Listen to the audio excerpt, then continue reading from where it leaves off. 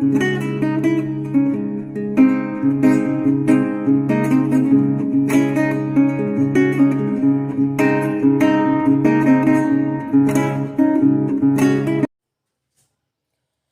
साथियों, स्वागत करते हैं आपके अपने YouTube चैनल में। हिंदी साहित्य और व्याकरण से आज 45 प्रश्न महत्वपूर्ण होने वाले हैं, बहुविकल्पीय।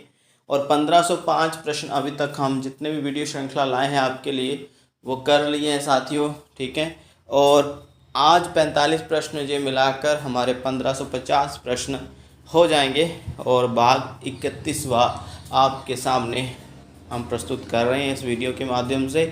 और आज प्रश्न साहित्य और व्याकरण से होने वाले हैं। कुछ संतुलित प्रश्न हम कह सकते हैं, टफ और बिल्कुल आसान प्रश्नों का मिश्रण। और तैयारी आप लोग करते रहिए साथ ही, बहुत जल्द पोस्टें आने वाली हैं। तो आज हम आपका पहला प्रश्न पढ़ रहे हैं। पहला प्रश्न साथियों हमारा, हार्दिक हर्षादर्श किसकी रचना है? बालकृष्ण भट्ट, प्रेमगन, सुभद्रा कुमारी चौहान या दिनकर जी। हार्दिक हर्षादर्श किसकी रचना है? मोस्ट इम्पोर्टेंट प्रश्न है साथियों। रचनाएं भी याद करिए कवियों की। जी साथियों, B option is the right answer. आगे चलते हैं। उर्दू का स्यापा, ये प्रश्न काफ़ी बार रिपीट कर रहा हूँ मैं क्योंकि इम्पोर्टेंट प्रश्न है। कि रचनाकार कौन है? उर्दू का स्यापा के रचनाकार कौन है? माखनलाल चतुर्वेदी, राम नरेश त्रिपाठी, भारतेंदु या रामचरित उपाध्याय। जी साथियों, बिल्कुल सही, C option is the right answer, Bharatendu. आगे चलते हैं। देवयानी किसकी रचना है? डॉक्टर जगमोहन सिंह, भारतेंदु, रामकृष्ण दास या सत्यनारायण। शीघ्र बताएं साथियों तीसरे प्रश्न का उत्तर। देवयानी किसकी रचना है? यह प्रश्न भी आ चुका है पहले वाली वीडियो श्रृंखला में। जी, Thakur Jagmohan Singh is the right answer. पहला ऑप्शन बिल्कुल सही है साथियों, शाबाश। आगे चलते हैं हमारे चतुर्थ प्रश्न पर। ये पंक्ति है, धन्य भूमि भारत सब रत्ननी की उपजावनी। पंक्ति किस कवि की है? प्रेमगन, भारतेंदु, नरेश मेहता, राधा कृष्ण दास। पंक्ति फिर से पढ़ता हूँ। धन्य भूमि भारत सब रत्ननी की उपजावनी। बताइए क्या होगा सही उत्तर? भारतेंदु नहीं, ए ऑप्शन प्रेमगन, ठीक है। ए ऑप्शन बिल्कुल सही होगा साथियों, ए ऑप्शन राइट आंसर। आगे चलते हैं हमारे पांचवें प्रश्न पर, इसको देख लीजिए साथियों। पांचवा प्रश्न है, भारतेंदु ने अपनी किस कविता में विदेशी वस्तुओं के बहिष्कार की प्रत्यक्ष रूप से प्रेरणा दी है? अपनी किस कविता में विदेशी वस्तुओं की बहिष्कार की प्रत्यक्ष रूप से जो प्रेरणा दी है? फूलों का गुच्छा, उर्दू का स्यापा, प्रबोधिनी या प्रेम सरोवर। शीघ्र बताएं। पहले भी जो प्रश्न पूछा गया है बिल्कुल C option is the right answer साथियों, शाबाश। आप तैयारी कर रहे हैं, बहुत खुशी हुई जानकर। आगे साथियों, रोबहू सब मिल ही आबहू भारत भाई। पंक्ति किसकी है? ठाकुर जगमोहन सिंह, नथुराम शर्मा शंकर या भारतेंदु या उदय शंकर भट्ट। बताइए छठे प्रश्न का उत्तर कौन सा सही होगा?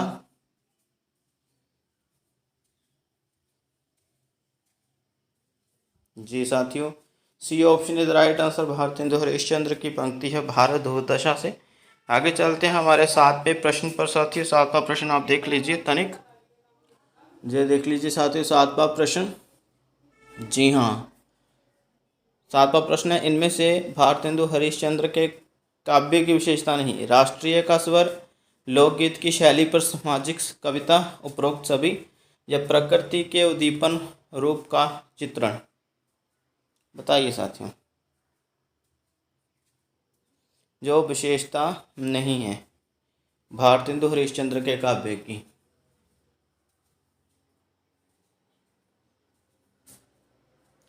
जी साथियों, D option is the right answer. Very good, आगे चलते हैं।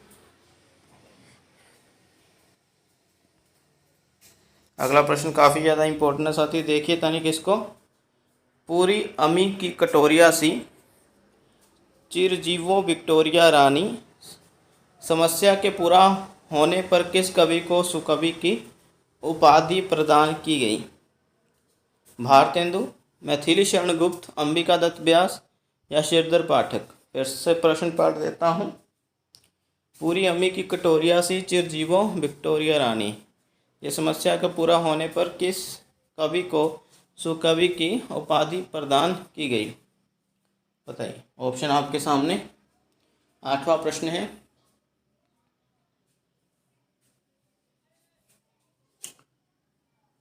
जी साथियों, C option is the right answer. शाबाश, आगे चलते हैं। 9वां प्रश्न है। खड़ी बोली हिंदी की प्रथम गद्य रचना किसे माना गया है? भाषा जोग विशिष्ट, प्रेम सागर, सुख सागर या चंद चंद वर्णन की महिमा? शीघ्र बताएं साथियों।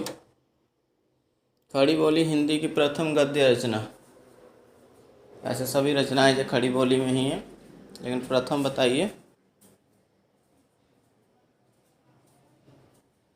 जी साथियों, पहला ऑप्शन बिल्कुल सही है, भाषा जोग विशिष्ट। आगे चलते हैं। 10वां प्रश्न है हमारे सामने। देखिए साथियों, 10वां प्रश्न। हिंदी साहित्य के आधुनिक काल में हम आधुनिक शब्द का क्या अर्थ ग्रहण करेंगे? ठीक है, हमको काट दीजिए। आधुनिक शब्द को क्या अर्थ ग्रहण करेंगे? ठीक है, प्रश्न ध्यान से पढ़िए इसको। हिंदी साहित्य के आधुनिक काल में आधुनिक शब्द से क्या तात्पर्य है? इस तरह से है प्रश्न। परंपरा विरुद्ध दृष्टिकोण, वैज्ञानिक दृष्टिकोण या मध्यकाल से भिन्न और नवीन इहलौकिक दृष्टिकोण या वेद सम्मत जीवन दृष्टि? शीघ्र बताएं साथियों, कौन सा विकल्प यहाँ सही होने वाला है? ए, बी, सी, डी? जी साथियों बताइए। बिल्कुल सही साथियों, C option is right answer. आगे चलते हैं हमारे 11वें प्रश्न पर। कानपुर के रसिक समाज से किस कवि का संबंध था? कानपुर के रसिक समाज से किस कवि का संबंध था? 11वां प्रश्न है, ध्यान से देखिए। भारतेंदु, अंबिका दत्त व्यास, प्रताप नारायण मिश्र या राधा कृष्ण दास? शीघ्र बताएं साथियों, कौन सा उत्तर सही होगा आपके अनुसार? रसिक समाज से किस कवि का संबंध था? जी साथियों बिल्कुल सही, 11वें का सी ऑप्शन जिनका है साथियों, वेरी गुड, प्रताप नारायण मिश्र। आगे चलते हैं हम 12वें प्रश्न पर। नागरी नीरद नामक साप्ताहिक पत्र के संपादक कौन थे? नागरी नीरद नामक साप्ताहिक पत्र के संपादक प्रताप नारायण मिश्र, भारतेंदु हरिऔध या बद्री नारायण चौधरी प्रेमघन? जल्दी बताइए। नागरी नीरद।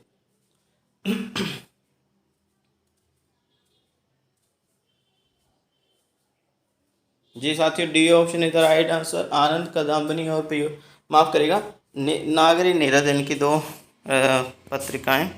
आगे यह प्रश्न भी रिपीट हो रहा है साथियों।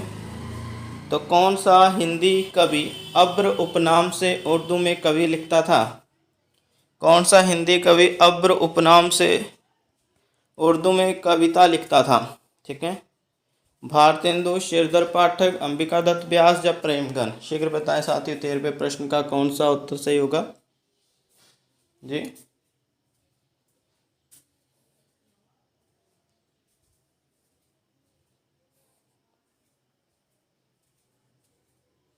जी साथियों, D option is the right answer, Premghan. ठीक है, अब्र उपनाम से। आगे चलते हैं, हमारे पास है अभी 14 प्रश्न, ध्यान से पढ़िए इसको। बिहारी के दोहों का कुंडलिनी में विस्तार इनमें से किस कवि ने किया? बिहारी के दोहों का कुंडलिनी छंद में विस्तार किस कवि ने किया? अंबिका दत्त व्यास, जगन्नाथ दास रत्नाकर, प्रेमगन या नवनीत चतुर्वेदी? बताएं।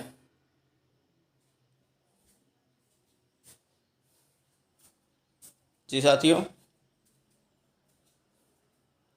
ये प्रथम विकल्प बिल्कुल सही है साथियों, अंबिका दत्त व्यास। Very good. आगे चलते हैं 15वें प्रश्न पर। रहीम के दोहों पर कुंडलियां किसने बनाई? ठाकुर जगमोहन सिंह, अंबिका दत्त व्यास, राधा कृष्ण दास या दुर्गा दत्त व्यास? साथियों, जो पिछला प्रश्न था वो भी इम्पोर्टेंट है, यह प्रश्न भी अत्यंत इम्पोर्टेंट है। जहाँ रहीम के दोहों पर कुंडलियां किसने बनाई, यह प्रश्न पूछा गया है। तो बताएं कौन सा विकल्प यहाँ सही होगा साथियों आपके अनुसार?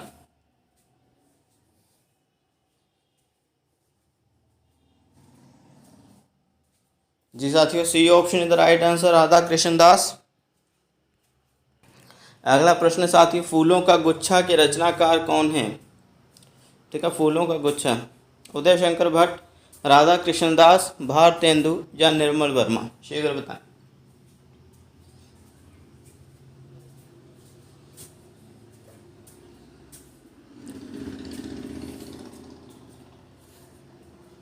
जल्दी बताएं साथियों।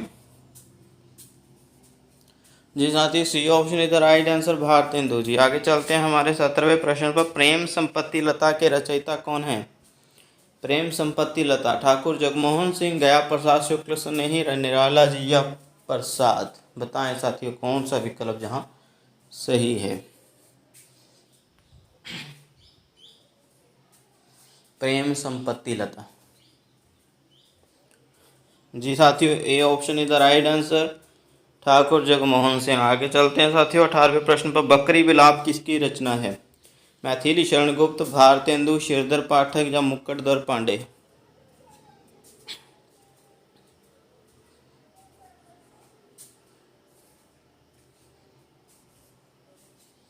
जी साथियों, जी साथियों बिल्कुल सही, भारतेंदु जी की रचना है। आगे चलते हैं पावस पचासा रचना के रचयिताकार, इस कृति के रचयिताकार कौन है साथियों? रचनाकार कौन है पावस पचासा के? सुभद्रा कुमारी चौहान, अंबिका दत्त व्यास, दिनकर या निराला? निराला, जल्दी बताइए। पावस पचासा। जी साथियों, इसके जो रचनाकार हैं वो अंबिका दत्त व्यास, द्वितीय विकल्प जिनका है। Very good. आगे सुकवि सतसई किस जो रचना है वो किसकी है? इस रचनाकार का नाम बताइए। सुकवि सतसई, नथुराम शर्मा शंकर, राधा कृष्ण दास, अंबिका दत्त व्यास या गया प्रसाद शुक्ल नहीं? सुकवि सतसई। जी साथियों बिल्कुल सही, C option is the right answer. Very good. आगे चलते हैं 21वें प्रश्न पर। ध्यान से देखिए प्रश्न। तज़किरा ईश्वराई हिंदी इसके द्वारा रचित इतिहास ग्रंथ है? ग्रियर्सन, राही मसूफ रजा, मौलवी करीमुद्दीन या इंशाअल्लाह खां? जल्दी बताएं साथियों कौन सा सही है यहाँ पर उत्तर?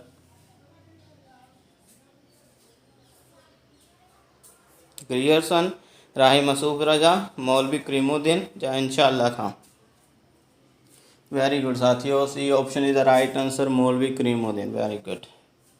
इसी पुस्तक को तज़किरा शौराई हिंदी भी बोलते हैं। ठीक है, आगे शौराई भी बोलते हैं तो शौरा। आगे साथियों 22वां प्रश्न है। चर्या पद के रचयिता?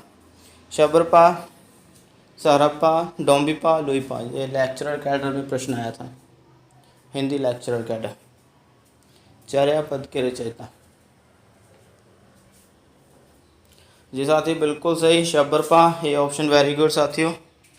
आगे हमारे पास 23वां प्रश्न। आदिकाल के अंतिम चरण के सर्वाधिक प्रसिद्ध कवि? आदिकाल के अंतिम चरण के सर्वाधिक प्रसिद्ध कवि अमीर खुसरो, गंग कवि, विद्यापति या जगनिक? जागनिक है वैसे है। ठीक है, क्या होगा इसका सही उत्तर? जी साथियों, अमीर खुसरो को आदिकाल का अंतिम चरण का कवि, प्रसिद्ध कवि माना जाता है। आगे साथियों हमारे पास व्याकरण से प्रश्न होंगे कुछ और साहित्य से भी। रचना के आधार पर शब्द कितने प्रकार के हैं? अपना काउंटिंग करते रहो साथियों, साथ में कितने सही हो रहे हैं। रचना के आधार पर शब्द कितने प्रकार के हैं? 2, 3, 4, 5। वेरी गुड, बहुत सही, बहुत सही साथियों, 3 प्रकार के। आगे अगला प्रश्न साथियों, जिन शब्दों का कोई भी खंड सार्थक नहीं होता वे कहलाते हैं? रूढ़, यौगिक, योगरूढ़ शब्द या उपसर्ग? कोई भी खंड सार्थक नहीं होता, जिन शब्दों का कोई भी खंड सार्थक नहीं होता वे कहलाते हैं। 25वां प्रश्न है साथियों, क्या कहलाते हैं?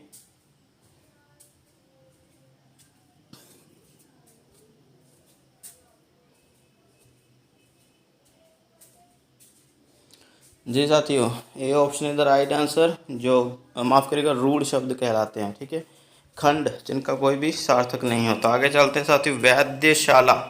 वैद्यशाला शब्द हैं योगरूढ़, यौगिक, अयौगिक या रूढ़? 26वां प्रश्न है साथियों आपके सामने, वैद्यशाला कौन सा शब्द है?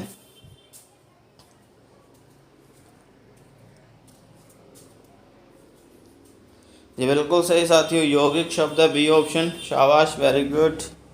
आगे चलते हैं साथियों हमारे 27वें प्रश्न पर। जो शब्द किसी विशेष अर्थ में प्रयुक्त होते हैं उन्हें क्या कहते हैं? विशेष अर्थ में रूढ़ शब्द, यौगिक शब्द, योग रूढ़ या सभी? किसी विशेष अर्थ में प्रयुक्त होते हैं जब, थोड़ा दिमाग लगाइए। जी साथियों, सही उत्तर होगा वह हमारे पास है विकल्प 3, योग रूढ़, ठीक है, शाबाश। आगे साथियों 28वां प्रश्न, रूढ़ शब्द का चयन करें इनमें से। राजनीतिक, चक्रपाणी, त्रिकोण या गरज? यहाँ रूढ़ शब्द का चयन करना है आपने, शीघ्र बताएं।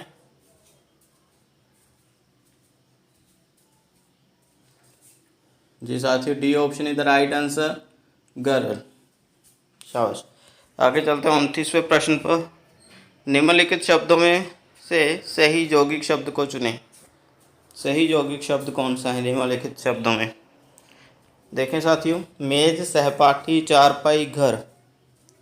मेज, सहपाठी, चारपाई, घर 29वां प्रश्न है। ये बिल्कुल सही साथियों, सहपाठी आएगा यौगिक शब्द, ठीक है। आगे 30वां प्रश्न है, 2 या 2 से अधिक सार्थक खंडों के योग से निर्मित होने वाले शब्द कहलाते हैं? 2 या 2 से अधिक शब्द खंडों के योग से निर्मित होने वाले शब्द कहलाते हैं यौगिक, रूढ़, योगरूढ़ या अयोग या अयौगिक? शीघ्र बताएं साथियों 30वें प्रश्न का सही उत्तर। जी साथियों, A option is the right answer, यौगिक। आगे साथियों हमारे पास है 31वां प्रश्न, रूढ़ शब्दों का या रूढ़ शब्दों को अन्य किस नाम से जाना जाता है? बताएं। अमूल शब्द, जड़ शब्द, मूल शब्द या अयोग रूढ़? रूढ़ शब्दों को अन्य किस नाम से जाना जाता है?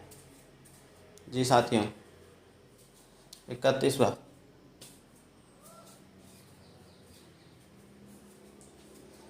जी बिल्कुल सही साथियों, C option is the right answer, मूल शब्द। आगे हमारे पास 32वां प्रश्न है, पीताम्बर, लाल फीताशाही और चारपाई शब्द निम्न में से किसके उदाहरण हैं? रूढ़ शब्द के, यौगिक रूढ़ या योग रूढ़ या इनमें से कोई नहीं? माफ़ करेगा, दूसरा विकल्प यौगिक है, न कि यौगिक रूढ़, ठीक है, योग रूढ़ तो तीसरा है। तो पीताम्बर, लाल फीताशाही और चारपाई शब्द इनमें से किन के उदाहरण हैं? किन शब्द के बीच में आते हैं? रूढ़, यौगिक, योग रूढ़ या इनमें से कोई नहीं? शीघ्र बताएं साथियों क्या उत्तर होगा इसका। जी साथियों, सी विकल्प बिल्कुल सही होने वाला है, योग रूढ़, ठीक है। अगला प्रश्न, उससे पहले इसका उत्तर दीजिए साथियों। जी साथियों, लाल फीताशाही, चारपाई और पीताम्बर शब्द ये योग रूढ़ के उदाहरण हैं, ठीक है, C option is the right answer साथियों। आगे हमारे पास 33वां प्रश्न है, निम्नलिखित शब्दों में से किस शब्द का सार्थक खंड नहीं हो सकता? प्रधानमंत्री, घोड़ा, राज, सैनिक, या प्रसूति गृह? किसका सार्थक खंड नहीं हो सकता? थोड़ा घुमा फिरा कर प्रश्न पूछे जाते हैं, लेकिन प्रश्न वही आ रहे हैं, घुमा फिरा कर रिपीट हो रहे हैं। जी, यही तो आपका चेक करना है नॉलेज।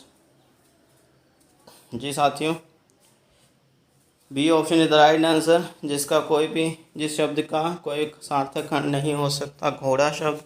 आगे हमारे पास 34वां प्रश्न है, ध्यान से देखिए इस प्रश्न को। निशिदिन वर्षत नैन हमारे सदा रहत, पावस ऋतु हम पे जब ते शाम से धारे। ये प्रश्न पहले भी पूछा जा चुका है। इस पद के रचयिता का नाम पूछा गया है, सूरदास, नंददास, परमानंद दास या कृष्णदास।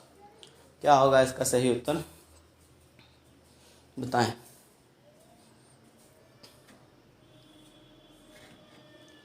जी साथियों, ये option is the right answer, Surdas. शाबाश, आगे चलते हैं 35वें प्रश्न पर। कृष्ण का सर्वाधिक उल्लेख किस में मिलता है? माफ़ करेगा, सर्वाधिक नहीं, सर्वप्रथम उल्लेख किस पुस्तक में मिला हमें? किस पुस्तक से मिलता है सर्वप्रथम उल्लेख? उपनिषद, ऋग्वेद, पुराण, महाभारत। शीघ्र बताएं कौन सा विकल्प सही होने वाला है साथियों। जी बिल्कुल सही साथियों, कृष्ण का सर्वाधिक, माफ़ करिएगा, सर्वप्रथम जो उल्लेख है वो हमारा विकल्प आएगा साथियों, बी। ठीक है, ऋग्वेद में मिलता है। आगे चलते हैं हमारे 36वें प्रश्न पर। अष्टशाप और वल्लभ संप्रदाय नामक पुस्तक के रचयिता दीनदयाल गुप्त, मिश्र बंधु, राम कुमार वर्मा या हरिप्रसाद शास्त्री।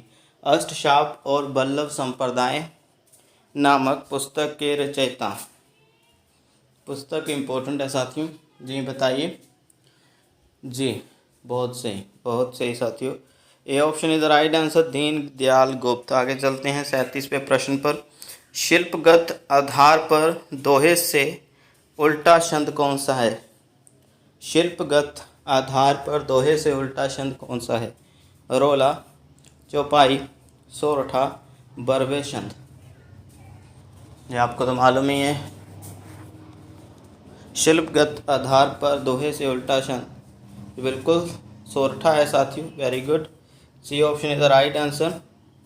आगे चलते हैं 38वें प्रश्न पर। 84 वैष्णव की वार्ता के रचयिता। ये तो आना चाहिए, बहुत सही साथियों, उत्तर आपके लगातार आ रहे हैं। केवल मैं रिप्लाई नहीं देता हूँ क्योंकि मेरा प्रश्नों पर कंसंट्रेशन होता है और हमारे साथी बैठे हुए हैं कंप्यूटर पर बैठे हैं, वो आपके रिप्लाई देते हैं साथ में। ठीक है, रोहित है उनका नाम। जो भी किसी का भी उत्तर जब सही आता है, अगर फर्स्ट कोई देता है तो उसको फर्स्ट का टैग दिया जाता है, तो वो हमारे साथी साथ में उत्तर देते हैं। तो मेरा कंसंट्रेशन यहाँ प्रश्नों पर होता है। 84 वैष्णव की वार्ता, यदुनाथ, हरिराय, गोकुलदास, विठलनाथ। जी साथियों बहुत सही, सी ऑप्शन आ चुका है उत्तर, काफ़ी बड़ी संख्या में उत्तर आए। आगे साथियों 39वां प्रश्न है हमारे यहाँ कि जब तुम मदन मोहनी, माफ़ करिएगा दोबारा से पढ़ते हैं, मदन मोहन है, मदन मोहनी नहीं, प्रश्न को सेट कर लेते पहले। जी अभी पढ़ते हैं। जब तुम मदन मोहन करी टहरो, यह सुनी के शर जाऊं, हो तो तेरे घर को ठाड़ी, सूरदास मेरो नाव। पंक्तियों के रचयिता, ये तो अभी बहुत आसान लग रहा है, बीच में उत्तर लिखा हुआ है, कौन है साथियों? परमानंद दास, चतुर्भुज दास या सूरदास या फिर कृष्णदास। बताएं साथियों क्या उत्तर होगा। जी साथियों सही उत्तर बिल्कुल, जब सूरदास पंक्ति में आ ही गया है तो सूरदास की पंक्ति। साथियों आगे चलते हैं हमारे 40वें प्रश्न पर, इसको जरा ध्यान से करेगा। सुन सिय सत्य आशीष हमारी, पुजहि मन कामना तुम्हारी। प्रस्तुत पंक्ति में कौन सा छंद है? शीघ्र बताएं। वर्वे, सोरठा, दोहा या चौपाई। जी साथियों कौन सा छंद है इनमें? मात्राएं गिन सकते हैं, यदि आपको मात्रा को पता है कि कौन से छंद में कितनी मात्राएं और किस चरण में कितनी मात्राएं होती हैं। बिल्कुल, शाबाश। चौपाई छंद है क्योंकि दोनों में ही 16-16 मात्राएं हैं। आगे चलते हैं साथियों, 40वें का चौथा उत्तर था। ठीक है, आगे चलते हैं। संदेशनी मधुबन कूप भरे में कौन सा अलंकार है? रूपक, वक्रोक्ति, अन्योक्ति, अतिशयोक्ति। ये प्रश्न पहले भी हम अलंकारों से संबंधित ला चुके हैं।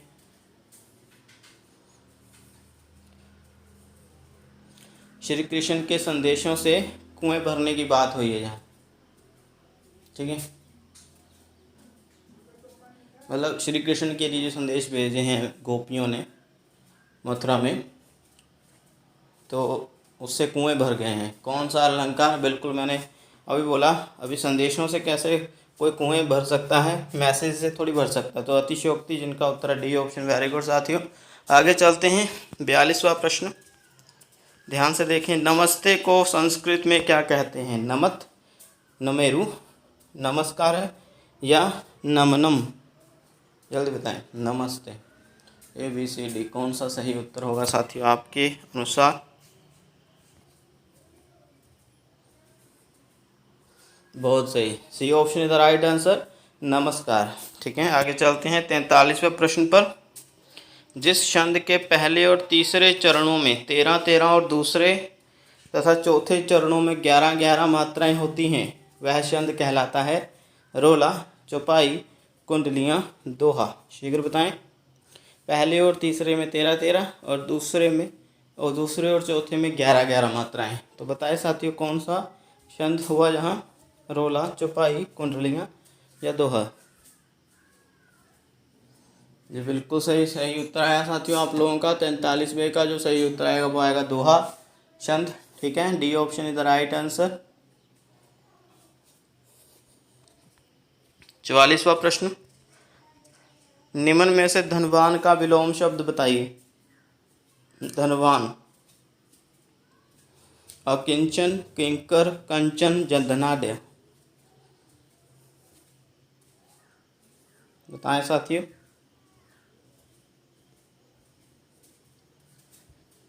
क्या होगा? बिल्कुल सही साथियों, A option is the right answer.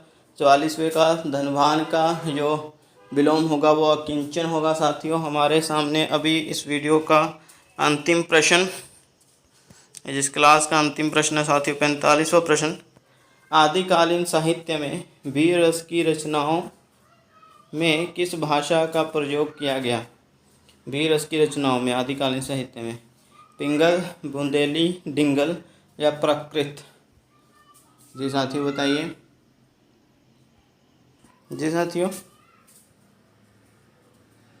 जी बिल्कुल सही, डिंगल भाषा का, C option is the right answer. Dingal भाषा का प्रयोग किया गया है वीर रस की रचनाओं में साथियों।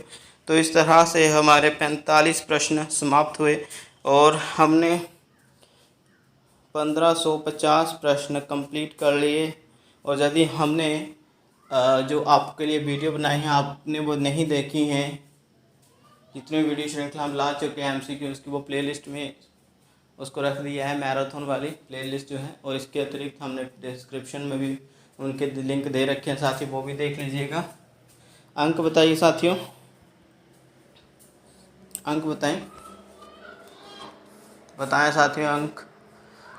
जी साथियों बहुत सही, आज तो 35 प्लस की संख्या बहुत ज़्यादा मुझे लगता है होगी, और बता भी रहे हैं आप बिल्कुल। और साथियों जैसा कि यूनियन ने आज मैसेज भी दिया है कि बहुत जल्द अगली जो मीटिंग होगी उसमें शिक्षा सकत्तर, पंजाबी में बोलते हैं शिक्षा सकत्तर।